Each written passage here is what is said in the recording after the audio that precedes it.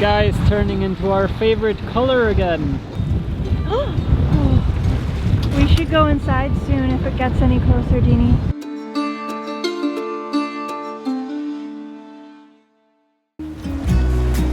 I'm Aladino. I'm both Swiss and Italian and a boat builder by profession. And I'm Maya, a Canadian artist and sailor. This is our home, Magic Carpet.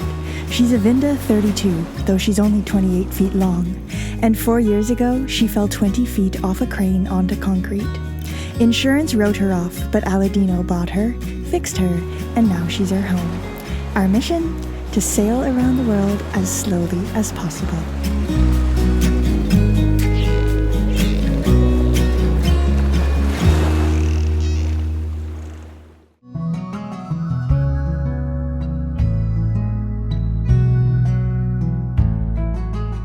This script is starting to get old, but here we go again.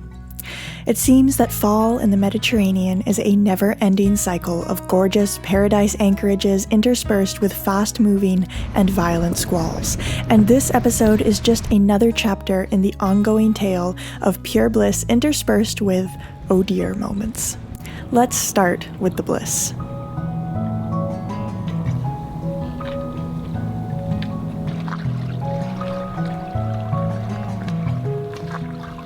Perhaps you remember at the end of last episode how we sailed off anchor, quietly ghosting along in the gentle morning breeze.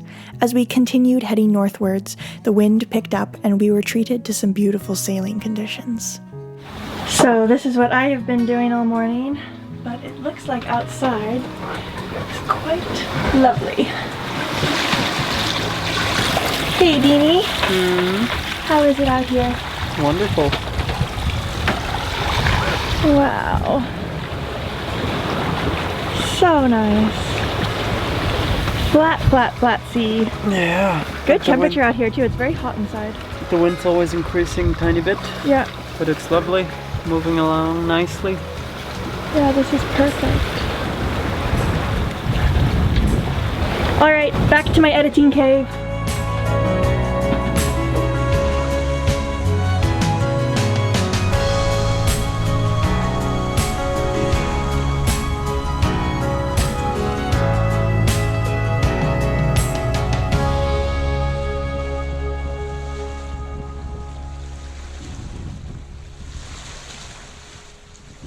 Beautiful sailing. Maya is in her editing cave pretty much all day. So what do I do in the meantime? I keep the boat going is the answer. And I entertain myself not only with music and sailing itself, but also by comparing us going compared to other yachts. So there was one 4D footage that passed by earlier, but now I went a little further offshore and better winds are out here, and now actually I changed to wing on wing, and I'm happy to say that we've left them behind us. So yeah, that's how I let the days go by. I gotta go back, I gotta focus, otherwise the boom might come across.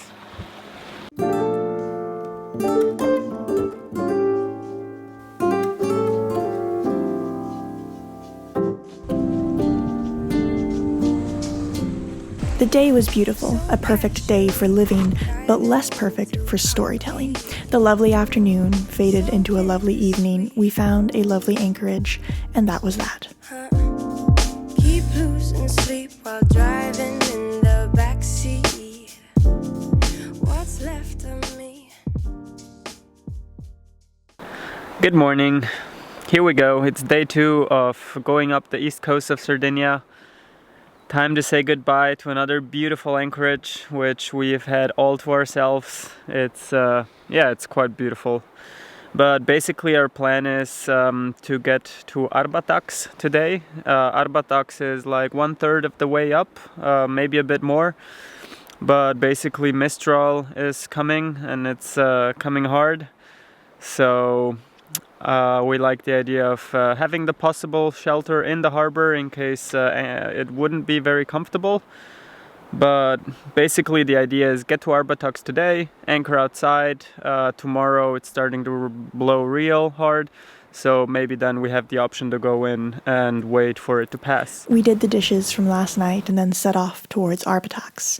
As usual, I did some editing, the boat moved along nicely, and Aladino took some lovely footage.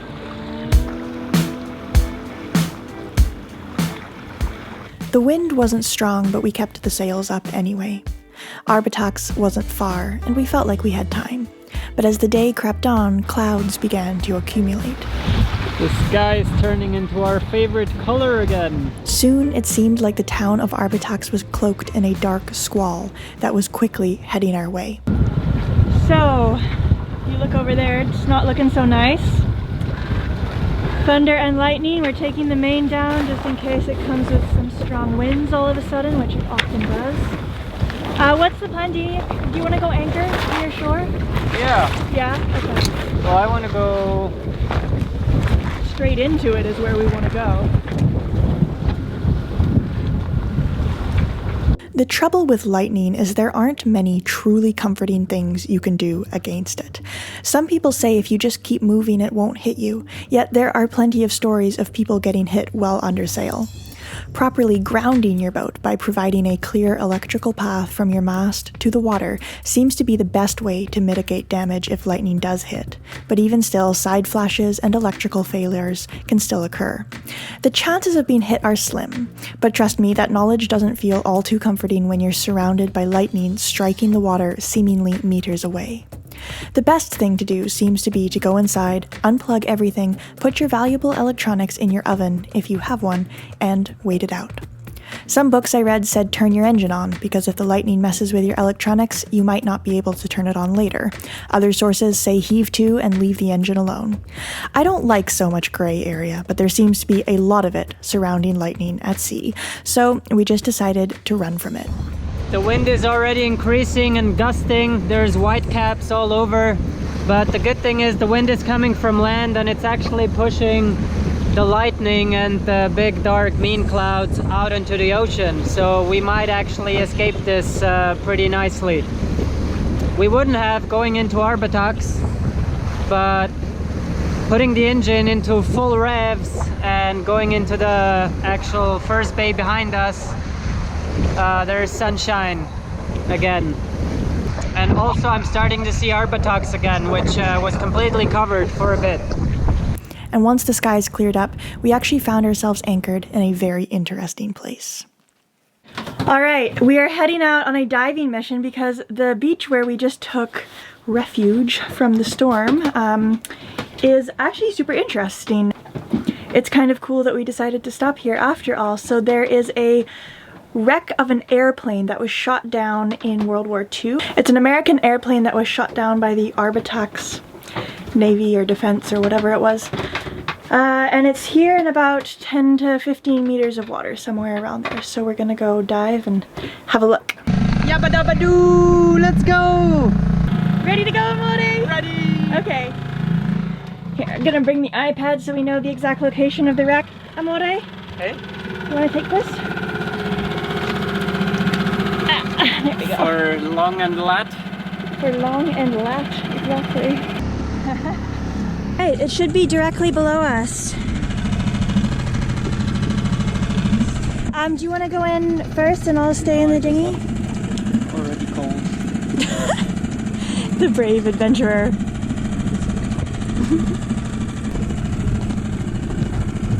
Oh my goodness. Nothing? We couldn't spot it from the boat, so we decided to anchor and jump into the water. Alright, we just threw down the dinghy anchor. Ladino's putting on his wetsuit. I'll wait to put mine on until he gets in. I need a 10 mil wetsuit. You need a dry suit. A dry suit. With like 3 layers of thermal underwear. Merino.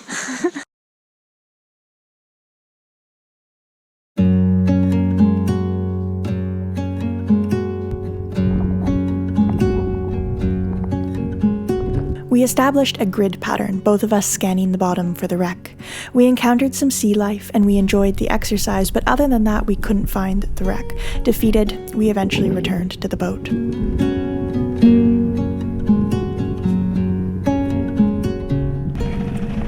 luck today. That's okay. Not all adventures have to end when we want them to. We tried.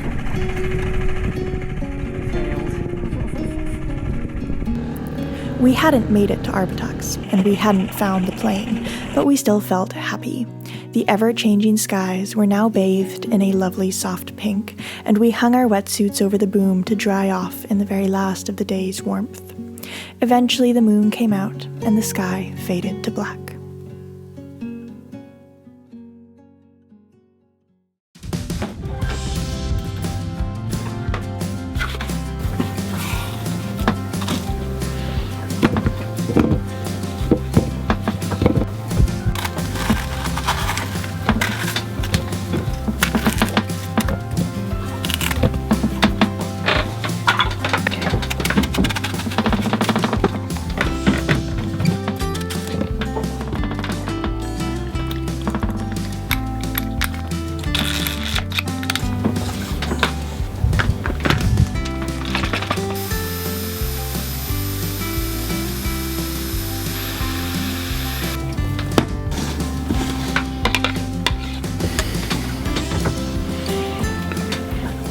The next morning, we wanted to find the plane wreck. But after our super smoothie breakfast, the skies began to suddenly change yet again, and wind started picking up from the east. All of a sudden, the temperature dropped and we found ourselves putting on sweaters. As we watched the waves build, we realized we couldn't stay there any longer. Plane or no plane, it was time to head out. When you live on a boat, it's usually the weather that decides how your day is going to go. So, with a sigh, off we went.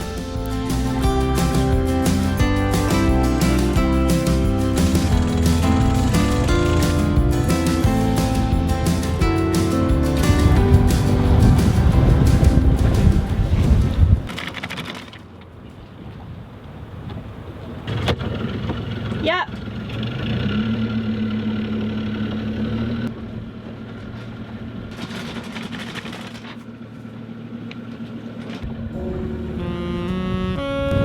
All good? Yep. Perfect. It was an hour-long motor over to a very well-protected bay. Isn't there some old adage about how you need a storm to see a rainbow? In any case, that's what happened here. We anchored amidst some otherworldly light in a calm and beautiful bay between rain, clouds, sun, and a rainbow.